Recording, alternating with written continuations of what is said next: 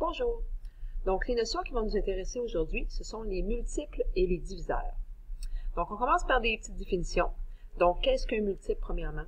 Donc, un multiple, c'est la réponse qu'on obtient en multipliant un nombre par un autre nombre naturel.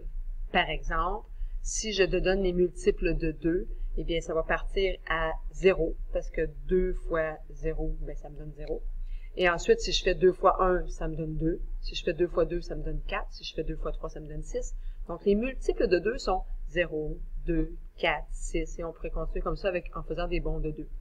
Donc, on va vous dire aujourd'hui que les multiples sont des produits obtenus en multipliant un nombre par un autre nombre qui est un nombre naturel. Donc, dresse la liste des multiples de 3, par exemple. Eh bien, si tu multiplies 3 par 0, ça te donne 0. Ensuite, 3 fois 1, ça te donne 3. 3 fois 2, ça te donne 6, etc., etc. Donc, tu te retrouves à faire des bonds de 3. Donc, 0, 3, 6, 9, 12, 15.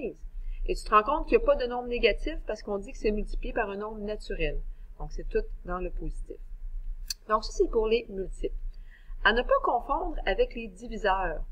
Les diviseurs, ce sont les nombres qui vont diviser un nombre sans reste. Donc, qui vont être capables de le diviser parfaitement sans qu'il y ait de reste à la fin. Donc, par exemple, si je te dis 6, ben 6, il se divise par 1, il se divise par 2, il se divise par 3, et il se divise par 6. Donc, dans le fond, 6 aurait 4 diviseurs à ce moment-là. Donc, on va vous dire que les diviseurs sont les nombres qui vont diviser un autre nombre sans qu'il y ait de reste. Donc, ton reste est 0, autrement dit.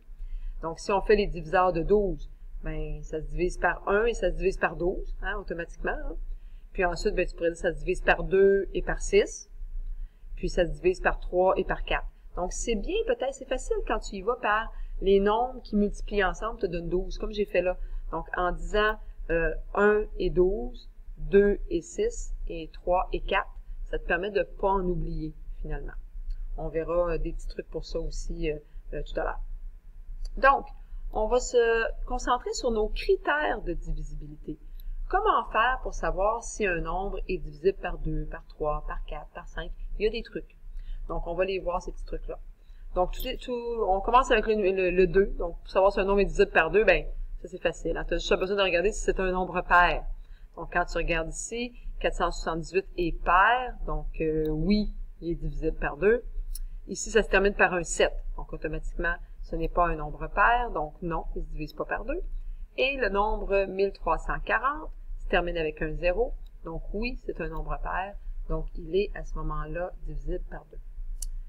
Pour savoir le truc de divisible par 3, il y en a peut-être qui l'ont déjà vu au primaire, tu dois faire la somme des chiffres. Donc, si tu regardes ici 5457, tu dois les additionner ensemble. Ton 5, ton 4, ton 5 et ton 7. Donc, tu les additionnes. Une fois que tu as la réponse, donc ça te donne 21, tu regardes, est-ce que 21 est divisible par 3? Et si la réponse est oui, à ce moment-là, ton nombre 5457 se divise par 3. Donc ici, le petit truc, il faut que la somme des chiffres soit divisible par 3. Donc 21, à ce moment-là, oui, ça fonctionne. On regarde l'autre à côté. On a 8983, donc on doit toutes les additionner. 8 plus 9 plus 8 plus 3. Et on va obtenir 28. Et là, on se questionne, est-ce que 28 est divisible par 3? Tu y penses, tu regardes tes tables de multiplication. Donc, tu fais, ben, ça se divise par 27 se divise, mais pas 28. Donc, ça veut dire que 28, à ce moment-là, pas 28, mais 8983 n'est pas divisible par 3 parce que 28 ne l'était pas. Le truc du 4 il est différent. Puis des fois, les élèves se trompent. Ils appliquent le même truc, mais c'est pas la même chose. Tu dois regarder pour le 4 seulement les deux derniers chiffres. Donc, tu t'abstiens de regarder le reste, tu regardes seulement les deux derniers. Donc, il faut que les deux derniers chiffres soient divisibles par 4. Donc, tu dois te demander est-ce que 72 est divisé par 4. Si tu ne sais pas par cœur, ben, fais-le en calcul en colonne à ce moment-là. Mais ta division est quand même plus petite à faire que le 57 472. Mais si j'y pense, le 7, 4 rentre combien de fois dans mon 7 du 72? Là? Il va rentrer une fois. Là, si je soustrais 4, il va me rester 3, donc il me reste 32. Est-ce que 32 se divise par 4? Oui. Si tu n'as rien compris de ce que je viens de dire là, tu fais 72 divisé par 4 en calcul en colonne, tu vas voir que ça se divise effectivement par 4. Alors, oui, ce nombre-là est divisible par 4. 26. Est-ce que 26 se divise par 4? Tu penses à tes tables de multiplication et non. Donc, à ce moment-là, ce n'est pas un nombre divisible par 4. Et là, le cas du 0, 0. 0, 0, là, dans ça, là, ce que tu as de caché, c'est un 100. Parce que dans le fond, ici, c'est la même chose que 59 fois 100. Et est-ce que 100 se divise par 4? Oui, 100 se divise par 4. Donc, ça veut dire que tous les nombres qui se terminent par 0, 0 vont toujours être divisibles par 4. Si tu ne comprends pas la raison, fais juste retenir que 0, 0, ça se divise effectivement par 4. Parce que à ce moment-là, c'est comme le 100. Le truc du 5. Là, je pense que par instinct, souvent, vous le savez, il faut que ça se termine soit par 0 ou soit par 5. Alors, tu regardes seulement le chiffre de la fin. Donc, 4, ça finit par un 4, c'est pas divisible. Ça finit par un 0, c'est effectivement divisible. Et ça se termine par un 5. Et oui, ça va être divisible. Donc là, on ne le voit pas à l'écran, là. Je vais te le réécrire ici. Oui, c'est divisible. C'est mon deuxième mot qui vient de réapparaître. Un petit instant que j'enlève ça ici. OK. On continue avec la divisibilité par 6. Il y a deux conditions qui doivent être respectées pour que ça se divise par 6. Il faut que ton nombre soit divisible premièrement par 2. Donc, tu regardes si sont pair ou impair. Donc, tout de suite, en regardant le 8253, tu sais que c'est pas divisible par 2. Donc, c'est pas divisible par 6 automatiquement. Deuxième condition, il faut que ce soit aussi divisible par 3. Donc là, on se rappelle, là, le truc du 3, c'est de faire la somme de tous les chiffres qui sont dans ton nombre. Donc, on va aller faire cette somme-là. Alors, 4 plus 5 plus 5 plus 2, le 0, pas besoin de le compter, ça va te faire 16. Donc là, tu te demandes, est-ce que 16 est divisible par 3? La réponse, c'est non. Ensuite, fais la même chose avec 8478. Tu additionnes tous les chiffres et ça te donne 27. C'est un nombre pair, premièrement, et 27 se divise par 3. Donc, oui, les conditions sont respectées. Et pour le dernier, automatiquement, vu que c'est impair, c'est sûr que c'est pas divisible par 6. J'ai même pas besoin d'aller faire mon addition, ça sert à rien.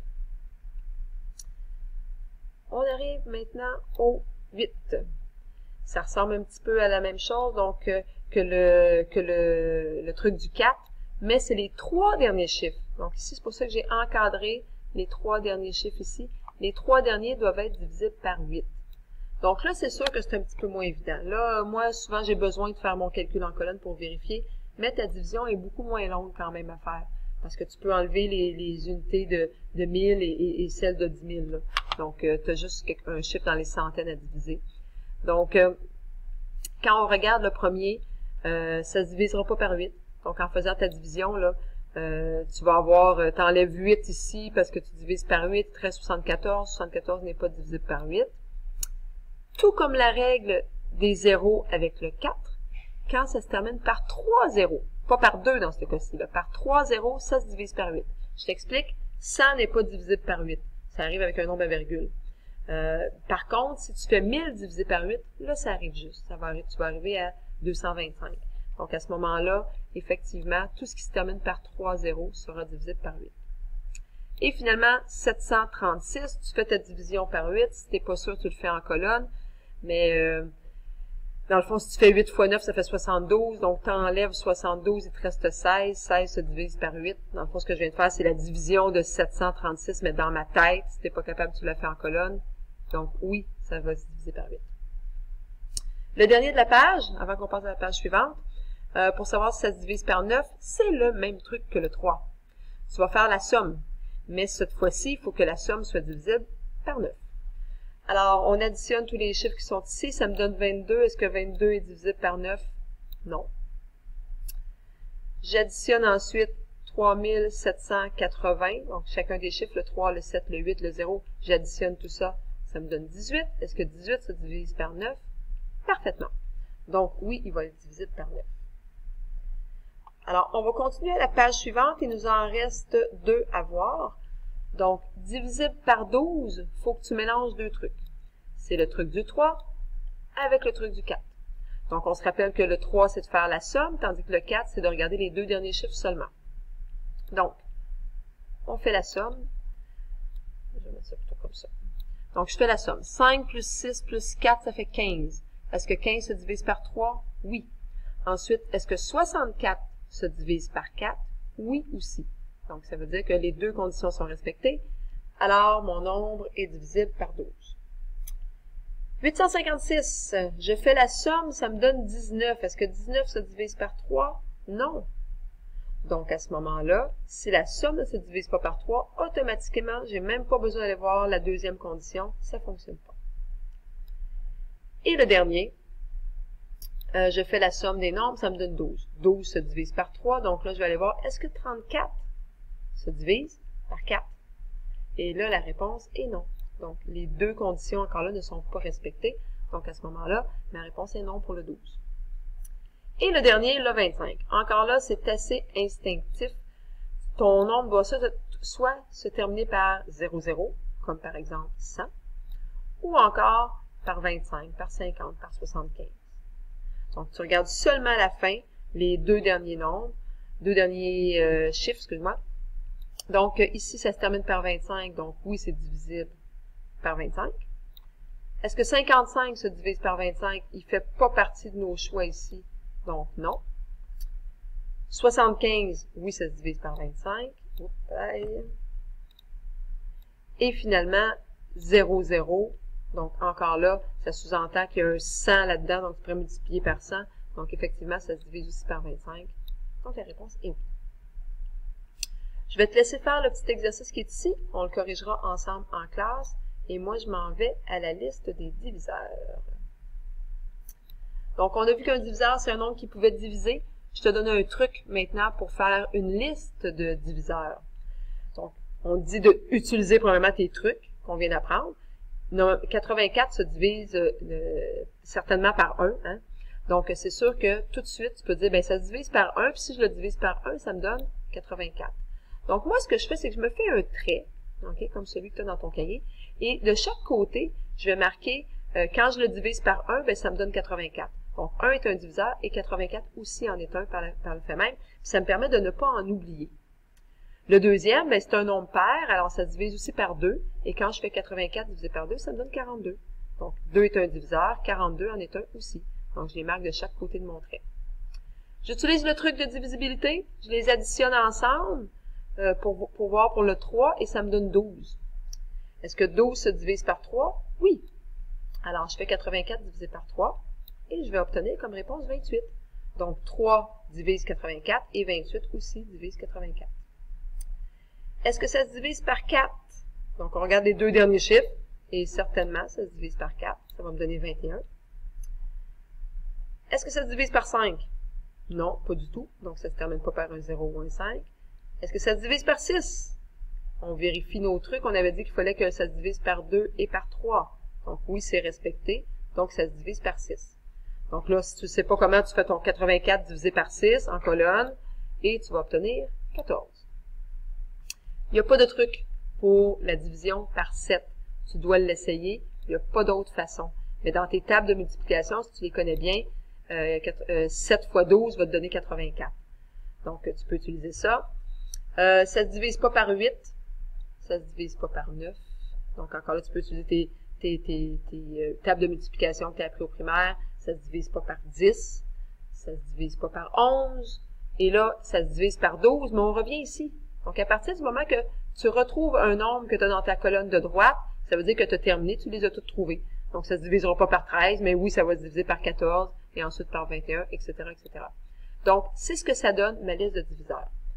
Bon, ben, je te donne en devoir de terminer la liste des diviseurs de 198. Je te laisse de la place pour faire des calculs en colonne ici quand c'est nécessaire. Et toi, tu vas venir te faire une liste ici en disant, ben, ça se divise par 1, c'est sûr. Donc, ça va me donner 198. Est-ce que ça se divise par 2? Oui, parce que c'est un nombre pair. Alors, tu vas me trouver l'autre nombre qui va s'en venir ici. Et là, tu vas continuer comme ça ta liste de diviseurs et on la corrige en classe. À la prochaine.